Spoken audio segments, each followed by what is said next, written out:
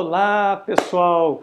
Bem-vindos ao nosso último vídeo do tema comandos de repetição.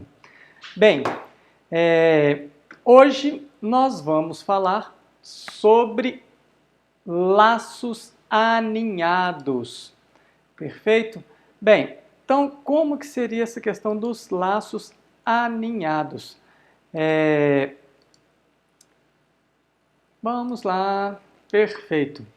Assim como nós vimos com o comando if, nós podemos ter um if dentro do outro. Tá? Isso pode ser feito também com o laço. Tá? Então, nessa aula de hoje, nós vamos ver esses laços aninhados e alguns outros dois comandos de controle de fluxo, continue e o break. Bem, vamos lá. Para eu falar de laços aninhados, é basicamente o quê? Um laço dentro do outro. Tá? Então, nós vamos utilizar como exemplo aqui o comando for, tá? Na maioria dos nossos exemplos. Mas podem ser feitos com o comando while ou do while. Observem esse quadrado que eu coloquei aí com alguns números. Tá? Na primeira linha, 1. Na segunda linha, 2, 2. Na terceira linha, 3, 3, 3, 4, 4, 4, 5, 5, 5 e assim sucessivamente. Então, se nós observarmos, pessoal, eu tenho uma repetição, ou seja, de 1 até 9, pensando nas linhas, para cada linha eu imprimo o número correspondente na mesma quantidade de vezes. Ou seja, na linha 5, vou imprimir 5 vezes o número 5. Na linha 8, 8 vezes o número 8. Tá? Então, nós temos duas repetições acontecendo aqui. Como eu mencionei, 9 repetições nas linhas 1 a 9. E em cada linha, a repetição de N caracteres que identificam a própria linha. Tá? Nesse caso aqui, né, os números, mas poderiam ser caracteres, poderiam ser quaisquer outras coisas. Bom, para a gente obter na tela exatamente como está nesse exemplo, nós precisamos de duas repetições, uma dentro da outra. Não tem como fazer sem utilizar as duas repetições. Tá? Eu posso colocar uma para imprimir as linhas, depois outra para imprimir as colunas, digamos assim? Não. Porque se você imprimir as linhas, você vai imprimir tudo, depois vai continuar imprimindo as colunas dali para baixo. Então não tem jeito, é um dentro do outro nesse tipo de exercício, tá? Nesse tipo de algoritmo. E se vocês observarem, o algoritmo é bem simples, pessoal. Vocês podem olhar, não, mas é muito difícil imprimir esses negócios. Olha só. Quantas linhas? É um algoritmo de 17 linhas, sendo que eu devo ter 10 linhas em branco aí. Então, vamos lá. A primeira repetição começa aqui na linha 5, tá? Na linha 6, né?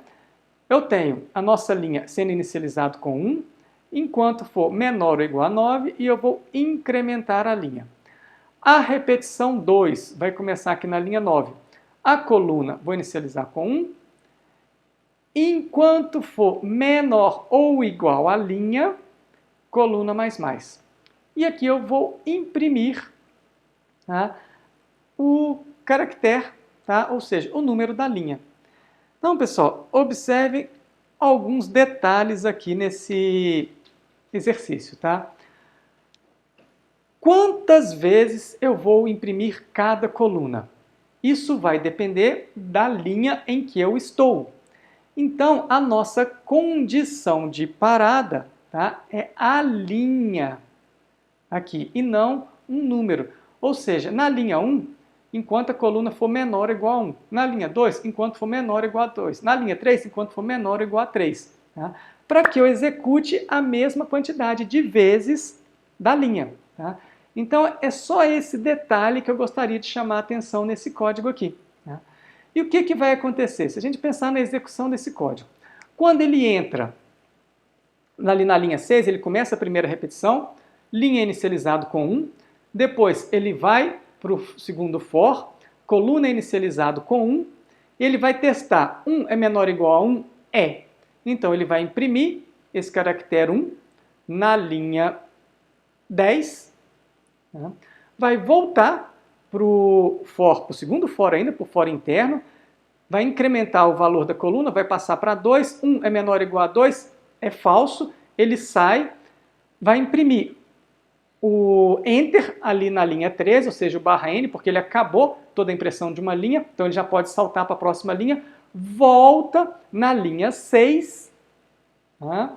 E incrementa a linha, passa a valer 2, volta para a linha 9, tá? A coluna é reiniciado com o caractere 1, 1 é menor ou igual a 2? Ele vai entrar, vai imprimir o caractere 2, volta, incrementa a coluna 2. 2 é menor ou igual a 2? Imprime na linha 10, novamente o caractere 2, volta para a linha 9, coluna incrementado, passa a valer 3, depois ele vai fazer o teste. 3 é menor ou igual a 2? É falso, ele interrompe esse laço, vai para a linha 13, imprime o barra N, ou seja, salta a linha, volta para a linha 6, incrementa, passa para 3 e assim sucessivamente, pessoal. Então, essa que é a execução desse código. Observem o seguinte, tá? A impressão das linhas, de cada coluna, digamos assim, da linha inteira, está dentro do segundo for.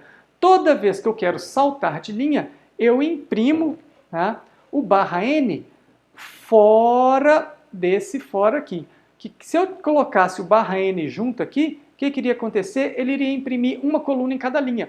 E não é isso que a gente quer. Então nós queremos que ele só imprima o barra N ao final de todas as colunas daquela linha, tá? Então isso que é importante a gente ter em mente, tá? Somente então ao final de cada linha. Perfeito? Então, pessoal, um outro exemplo aí de laços alinhados, tá?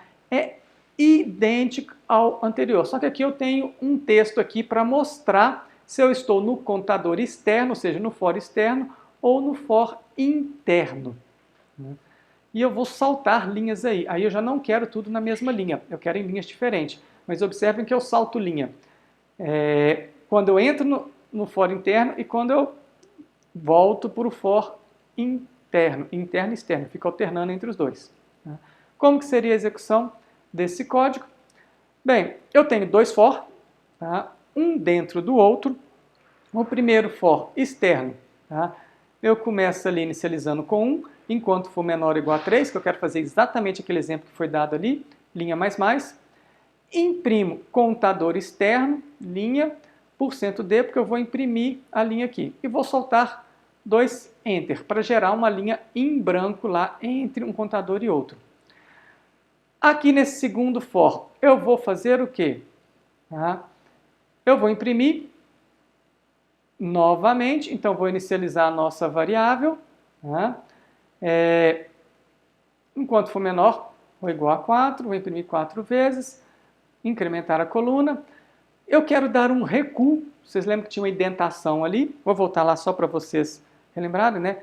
Tinha uma indentação aqui, tá? Então, for externo 3, for interno 4. Vamos voltar lá no nosso código. Então, tinha uma indentação, então tem esse barra T, tá, que eu coloquei aqui, tá, o barra T, vamos lá, o barra T, né, e imprimo aqui o contador da coluna. Ao final, eu vou saltar mais uma linha. Então, observe aqui, pessoal, que eu salto linha dentro do contador interno, porque eu quero, tá, que cada linha agora fique separadamente, não quero tudo na mesma coluna, igual no exemplo anterior, e eu salto uma nova no final. Para que isso daqui? Tá? Para gerar uma linha em branco, tá? Essa linha em branco aqui, entre o contador interno e o externo. Tá? Então a gente precisa dessa linha em branco aqui. Obviamente, pessoal, tem formas diferentes de fazer isso. Eu poderia, por exemplo, colocar um barra N aqui antes desse termo, só que aí com isso nós também teríamos uma linha em branco no começo, tá? Se fosse possível, eu poderia ter esse barra N aqui, em vez de estar aqui, tá? Isso vai depender do layout que a gente quer na tela, tá? Então lembrem-se sempre disso. Perfeito? Então um outro exemplo aqui, tá? E nesse caso aqui nós não imprimimos na mesma linha, então precisei de barra N dentro do for mais interno. Bom, vamos pegar outro exemplo aqui. Olha que legal, uma tabuada.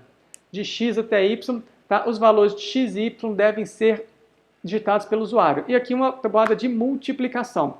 Então, se eu peço para o usuário digitar os valores de x e y, ali foi fornecido 5 e 15 pelo usuário.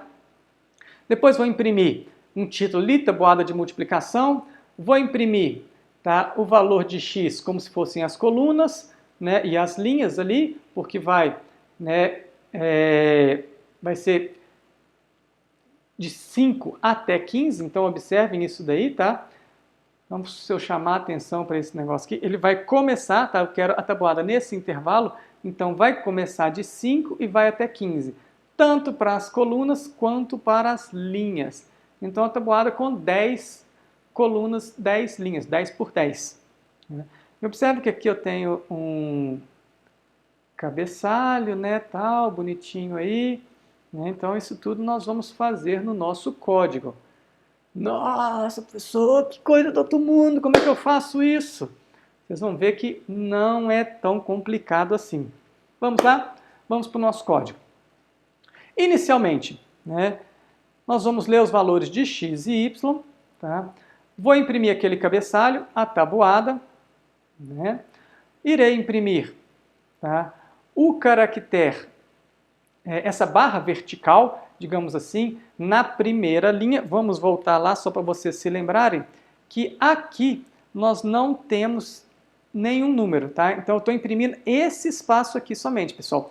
Então observe que algumas coisas que não se repetem ou que têm um comportamento diferente das demais linhas, porque aqui eu tenho um número, aqui nessa primeira linha eu não tenho, eu vou fazer isso separado, tá? E isso é um artifício que vocês podem utilizar. Algumas coisas que não se repetem eu faço antes da minha repetição. Depois eu vou imprimir, tá, a primeira linha de cabeçalho. Então eu tenho um for aqui, tá, só para isso.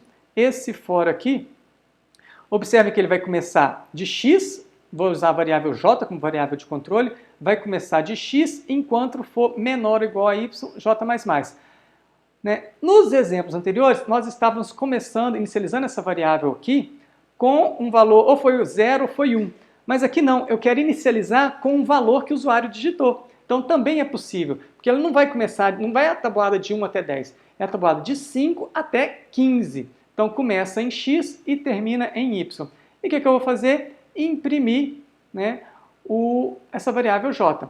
Aqui, como foi falado lá como dica, utilizar 3 algarismos para o número, apenas para ficar bonitinho, tá? O que vai acontecer? Ele vai completar com espaços à esquerda, caso o número não tenha 3 algarismos, tá? E com isso ele vai ficar alinhado bonitinho. Bom, então um for para imprimir a primeira linha, tá? Esse for aqui, o que ele imprime? Imprime justamente essa linha aqui, pessoal. Isso daqui, ó, os números de 5 até 15, tá? Esses valores aí que ele está imprimindo. Perfeito? Somente isso daqui. Observe que depois, olha só, eu vou ter que imprimir esses traços aqui. Tá? Então, como que eu faço para imprimir esses traços? Um for também só para esses traços. Tá? Então, como que eu vou colocar? Vamos lá. Eu imprimo primeiro aqueles, tá, antes do... que seria como se fosse aquele primeiro trechinho lá. Depois eu vou imprimir, né, os demais, utilizando a mesmíssima forma como imprimir o cabeçalho lá. J começando de x, J menor que 10 e imprimo os cabeçalhos.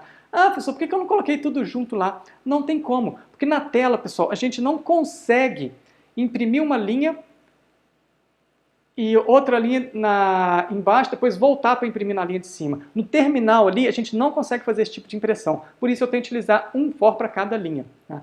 Então lembre sempre, eu tenho que imprimir uma linha inteira antes de mudar para a próxima linha. Não tem como ficar alternando. Imprimo o número 5, os tracinhos embaixo. Número 6, tracinho embaixo. Número 7, tracinho embaixo. Número 8, tracinho embaixo. Não tem como fazer isso. Tá? Então eu imprimo todos os números do cabeçalho, depois todos os traços.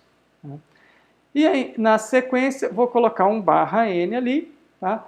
Para poder saltar, começar agora a tabuada. Então vamos lá. Agora que nós temos os nossos for, tá? Aninhados, porque agora eu tenho que imprimir linhas e colunas, e elas têm comportamentos diferentes. Então, no primeiro for, o que eu vou imprimir? Aquela primeira coluna com os números de 5 a 15. Então, eu tenho aqui 1% D, tá? Com 2 espaçamentos, porque eu tenho mais um espaço ali, e a barra vertical sendo impresso. E esse for aqui, ele é controlado pela variável i. Então, vou imprimir aqui o i. Mesmíssima coisa, começa em x, termina em y. Tá? Depois, imprimir, vamos voltar lá, né? Só para vocês verem o que eu estou imprimindo naquele primeiro for ali. Tá? Imagina que eu estou na primeira iteração daquele for, o que eu imprimi? 5 espaço e a barra vertical. Imprimi isso daqui, tá? Somente isso. E agora eu vou imprimir as demais colunas, a multiplicação. Então aqui agora que vem as colunas da multiplicação. Como que isso é feito? Eu tenho um outro for, tá? Começando em x, indo até y. Esse for é controlado pelo j. O que eu vou imprimir aqui? O resultado da multiplicação de i vezes j. Ah, professor, mas não é x vezes y que eu estou multiplicando? Ah, x vale 5, y vale 15. Se eu colocar x vezes y aqui, vai imprimir o quê? 5 vezes 15, dezenas de vezes. Tá? Não é isso, porque a cada iteração eu estarei multiplicando 5 vezes 5, 5 vezes 6, 5 vezes 7, 5 vezes 8, 5 vezes... e assim sucessivamente. Tá? Então aqui eu coloco i e j, que são as duas variáveis que nós temos aqui nos nossos controles. Ah, pode surgir outra dúvida aqui. Professor, você usou j lá em cima, j e j aqui agora novamente. Não tem problema, tá, pessoal? Repetir o nome das variáveis. Porque cada uma dessas variáveis tem o seu próprio escopo. Por exemplo, esse j aqui, ela só existe dentro desse for. Tá? E é completamente diferente daqueles outros lá que só existiram quando aqueles for estavam sendo executados. Então aqui, pessoal, imprima os valores da nossa coluna ali. Tá? E em seguida, terminando esse for, tá? Observem que eu não coloquei chaves, porque tem somente um comando. O que eu vou imprimir? Um /n para ele saltar de linha. Tá? Então, pessoal, com esse código a gente consegue imprimir, tá, a nossa tabuada. Perfeito? Bem, observe que aqui nós tivemos alguns for para imprimir a parte que era fora da tabuada e depois for aninhado para imprimir a tabuada. Então, pessoal, sempre que vocês tiverem que imprimir, a gente pode enxergar aquela tabuada, né, coisas desse tipo, sempre que vocês precisarem imprimir linhas e colunas, tá, e elas têm uma relação entre eles, for aninhado é a melhor opção. Bom, e aí nós temos mais alguns exemplos. Por exemplo, quem sabe jogar xadrez, né, sabe que a torre se movimenta, tá, ortogonalmente, ou seja, linhas horizontais, colunas verticais. Tá? Então, se a gente quiser fazer um programa, tá, que imprime, dada a posição da torre, para onde ela pode se movimentar. Né? Então, nós vamos utilizar um tracinho, né, onde ela não pode se movimentar, e um X para indicar onde ela pode se movimentar. Então, vamos ver um exemplo desse exercício que fica mais fácil de vocês entenderem o que eu quero que seja impresso na tela. Tá? Então, vamos lá. Eu vou solicitar em qual linha, em qual coluna, tá, a torre se encontra. Ali foi digitada a posição 6,3, que é justamente essa posição aqui que eu estou destacando. Ou seja, então está nessa posição aqui. Vamos reduzir um pouquinho aqui só para ficar bem claro. É essa posição aqui que eu estou. Tá? Linha 6, coluna 3. Né? E para onde eu posso movimentar? Esquerda, direita, para cima, para baixo, ortogonalmente. Então essas são as posições que nós temos que marcar. As demais posições vou colocar o quê? Um traço. Bom, pessoal, esse exercício eu vou explicar somente a parte aqui do tabuleiro, digamos assim. Tá? Porque a parte de cima lá, imprimir os índices das colunas, imprimir as linhas, é idêntico ao exercício anterior. Apesar disso estar no código aqui, eu não vou explicar. Tá? Então vamos ver como fica esse código. Como eu mencionei, tá? Da linha 13 até o início aqui, a linha 3, esse comecinho é para imprimir o cabeçalho as leituras, a parte que a gente precisa, tá? Isso daí nós já vimos no exemplo anterior. Bom, e agora nós vamos imprimir a tabela, tá, nessas linhas aqui de baixo. Então, esse pedaço aqui é a parte da impressão ali do tabuleiro, correto? Bem, o que nós temos ali? Tá? O nosso tabuleiro vai de 1 até 8, tá? Então os dois for, tá? Tanto de linha quanto a coluna, vão começar em 1, tá? Vai começar em 1, menor ou igual a 8. Tá? Tem hora que eu uso menor ou igual, tem hora que eu uso menor. Aqui poderia ser também, por exemplo, menor do que 9. É a mesma coisa, tá? L++. Tá? Então começou L valendo 1, L menor ou igual a 8, L++. Mesma coisa que para as colunas, tá? O C de coluna, inicializado com 1, quanto for menor ou igual a 8, é C++. Tá? Se, agora aqui, pessoal, eu vou precisar de uma repetição. Onde que eu tenho que, em quais linhas que eu tenho que imprimir o X? Se for na mesma linha que a torre está. Quais colunas eu tenho que imprimir? Se for na mesma coluna. Então, esse if aqui vai verificar isso. Se o L, ou seja, se o índice do tabuleiro for igual à linha ou, tá? Um ou, porque eu vou testar já as duas alternativas de cara aqui. Se o índice da coluna for igual à coluna que foi digitado pelo usuário, linha e coluna que a pessoa digitou. Tá? Se for igual, o que eu faço? Imprimo X. Se não, imprimo o traço. Né? Ao final desse for mais interno, ele começa aqui na linha 17 e vai até a linha 24, eu imprimo um /N para saltar de linha, como nós já explicamos anteriormente. Então, pessoal, nesse exercício aqui eu precisei de um if para comparar. Tá? Esse if aqui, ele tem que ser utilizado ali para a gente saber se nós estamos na linha que o usuário digitou ou na coluna que o usuário digitou. Ah, eu posso fazer separado? Tá? Muito cuidado com fazer isso separado, ou seja, dois ifs ali, tá? Porque você pode saltar uma linha, saltar uma coluna, então eu sempre dou preferência para fazer todos os testes juntos ali, ok? Bom, então esses aí são exemplos, tá, de utilização do comando do laço aninhado, tá? Eu estou mostrando aqui, pessoal, exemplos com o for, mas pode ser utilizado outros comandos também. Tá? Eu acho muito interessante aqui porque a gente está imprimindo tabelas, essas coisas na tela, e o comando for é o melhor que se adequa, porque eu já sei quantas linhas, quantas colunas essa tabela vai ter de antemão. Mas, a mesma coisa, isso daqui, pessoal, é um somatório dentro de outro somatório. Nós já fizemos exercício de somatório anteriormente, porém aqui é um dentro do outro. Se é um dentro do outro, um for dentro do outro. Então, pessoal, estou mostrando para vocês alguns exemplos de exercício que vocês vão utilizar laços aninhados. Tá? Nesse caso aqui, eu tenho que ler, tá, os índices, as variáveis de controle do meu laço, que são justamente o N e o M. Então, aqui esse laço, tá, mais externo vai de 1 até N, o mais interno de 1 até M, e eu vou somar I mais J. Tá? Então, um exemplo aqui, o usuário digitou 10 e 5, o resultado foi 425. Como que fica o exemplo de execução desse código aqui? O que eu faço inicialmente aqui no início? Vou ler, tá, os valores de M e N, declarei essas variáveis e solicito essas variáveis. Em seguida, vou declarar, tá, uma variável X, que vai ser o valor que vai ser impresso lá na tela, inicializando com 0. Tá? Lembre-se que aqui é um somatório, esse X vai ser impresso no final. Poderia usar S de soma? Poderia.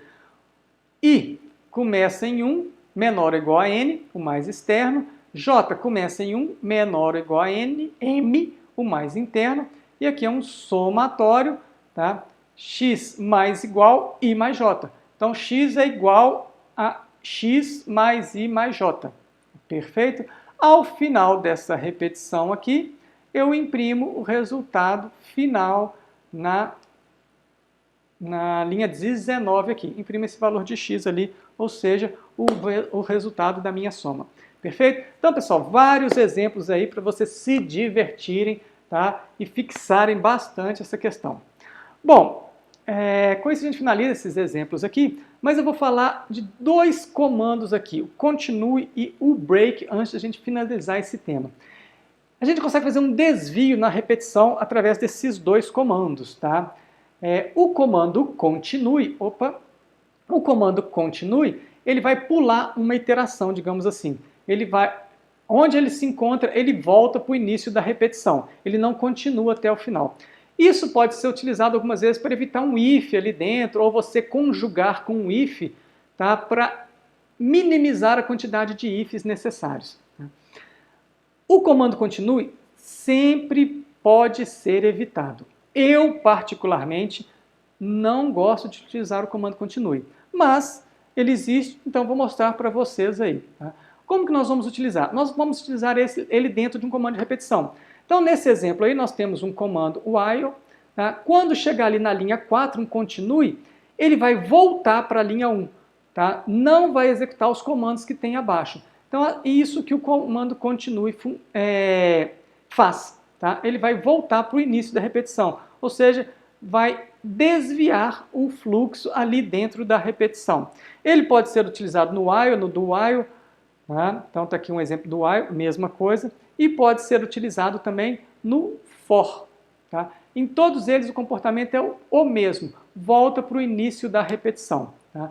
No caso ali do for, por exemplo, ele volta incrementando a variável. No while e no do while, se o incremento da variável estiver depois do continue, ele não incrementa. Tá? Então, isso vale a pena destacar. Tá? Então, vamos fazer um programa, tá, que some todos os números de 1 até 100, exceto os múltiplos de 5. Então, eu posso utilizar, tá, o comando continue para fazer esse programa. É necessário? Não, pessoal. Não é necessário, mas pode ser utilizado. Tá?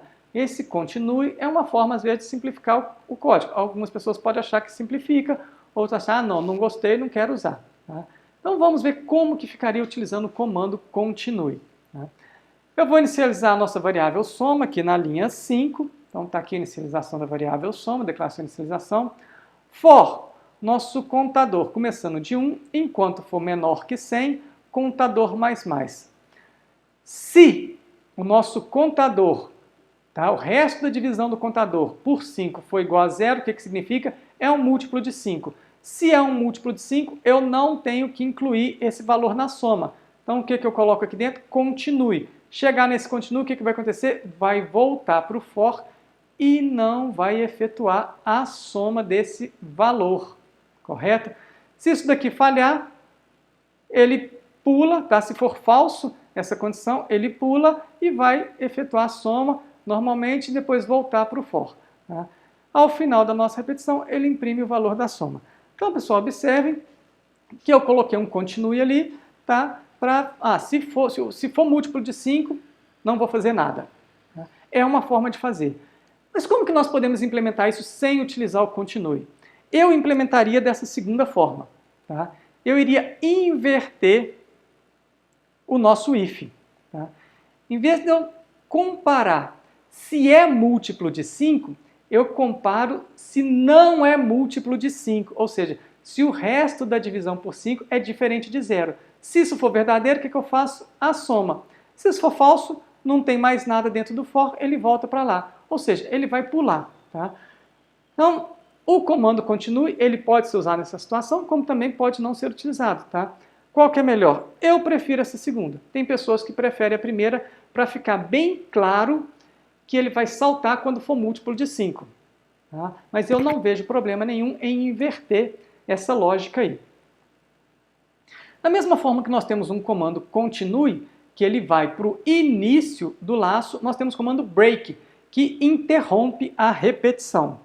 Tá? Então, o que esse comando break vai fazer? Ele vai interromper. Tá? Então, quando ele chega no break, ele interrompe o laço e pula para o próximo comando após o break. Tá?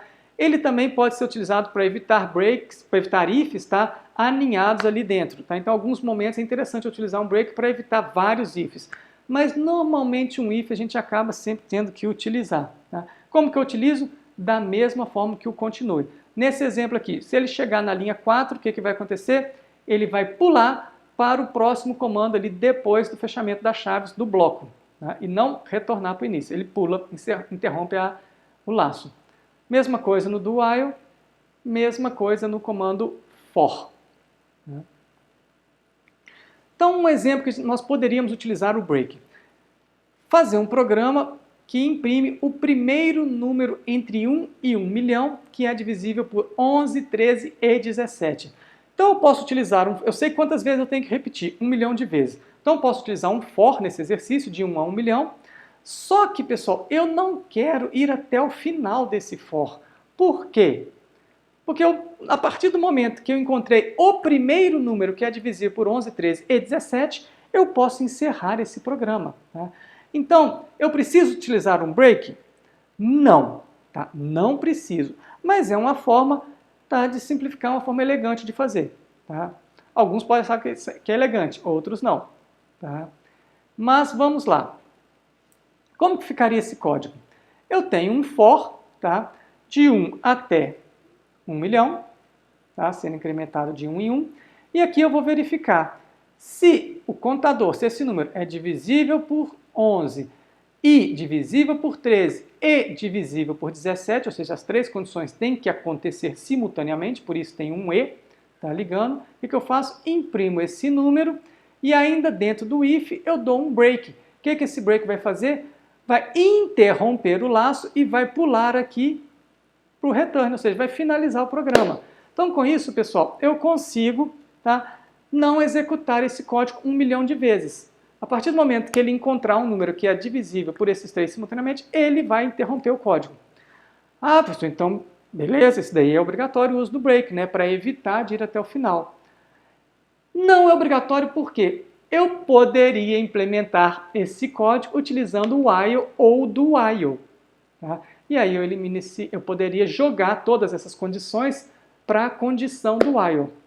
Eu não vou mostrar esse código, mas fica algo para vocês pensarem e tentar fazer esse código sem utilizar o comando break. E a dica já foi dada, utilizar outra repetição diferente ali do for, tá? Para interromper quando isso acontecer. Tá? E aí depois a gente pode conversar, né, pelo nosso chat lá para tirar dúvida aí, caso alguém não consiga fazer. Perfeito? Bom, então, para finalizar a nossa aula, temos aí um exercício proposto, tá? Muito similar àquela tabela, tá, que nós apresentamos, está naquela tabuada. Aqui vocês vão fazer um programa que imprime uma tabela contendo a tabuada, a multiplicação de 1 até 20, ignorando os números pares. Tá? Então, baseado naquele código, utilize aqui os números pares. E aqui aquela dica, né, que eu já falei, de utilizar % 3D para ficar alinhado assim.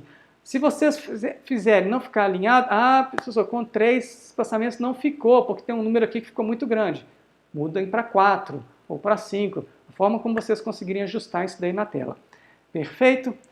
Bem, pessoal, então, com esse vídeo, nós finalizamos a parte de comandos de repetição. Tem bastante exercícios aí para vocês fazerem, tá? Nós temos aulas práticas, nós temos estudo dirigido, então tem bastante coisa para vocês fazerem e praticarem, tá? Repetição é uma parte que, às vezes, algumas pessoas têm um pouco de dificuldade por não saber identificar o que vai colocar dentro da repetição, o que vai colocar fora da repetição. Como que resolve isso? Prática, fazendo exercícios, ok? Então, pessoal, um grande abraço e até o nosso próximo vídeo aí já falando de um tema diferente desse de comando de repetição. Até mais, fui!